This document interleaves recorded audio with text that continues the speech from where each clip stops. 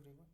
Today we will discuss about the EC2 snapshot and AMI, and I will explain all these details as per the production scenario, what need to be done and not, right? So let's start. So we have already created a server that is in running state.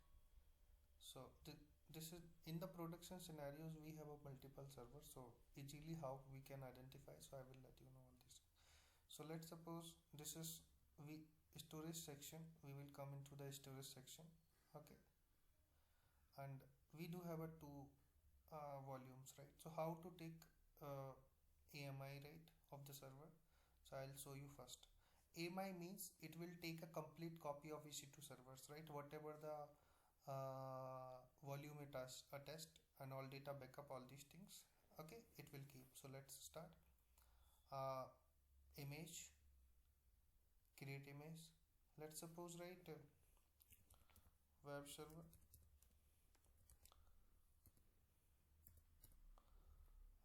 image, okay, backup or -date, whatever the date you want, like you can put, right?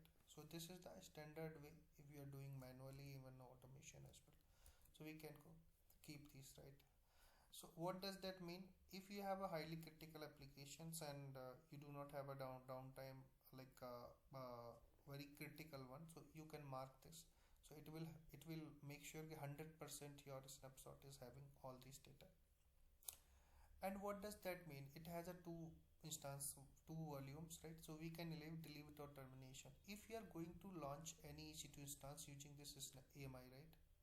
So if you launched any EC2 instance using this AMI, so if you are going to terminate, so it will be deleted, root and EBS volume. So usually this is data volume will not be deleted, so keep it same, right? Make sure it is a root volume, okay, and it's a data volume, so data volume will not delete, right? And in the snapshot, just need to create the snapshot. So snapshot will, what will be created? Two volumes, so two snapshot need to be created and one AMI, okay. So let's see, click on the AMI section here. So this is the AMI name, it is in progress right now, okay. Let's see, this is in pending state right now. It will be become available in a moment, okay. So in meanwhile we will see the snapshot setting as well, right? Here snapshot will, once it is done, so this is two snapshot is automatically come. So we will create one more volume snapshot only, not AMI. So in the server, current server, go to the storage section, okay, and we want only data volume backup. So just create this, click on this volume, okay, it will become here. Select this volume, right, and create a snapshot.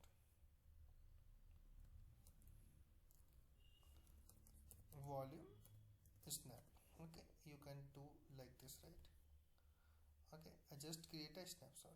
So let's see what I told you. Two things I told you.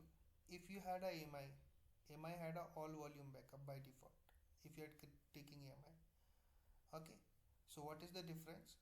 If you are going to delete this AMI, right, directly here, so whatever we have took the backups, like in these initially these two snapshot, okay, taking by the backup.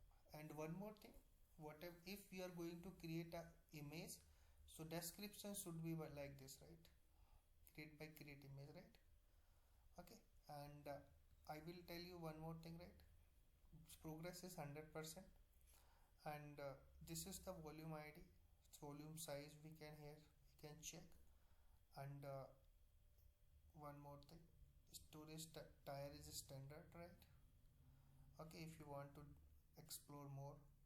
And snapshot creation date, or one more thing, snapshot creation date, I swear it is, okay.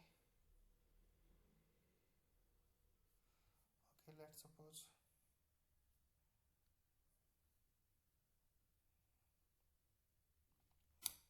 description created by create image, and that is the instance ID, right?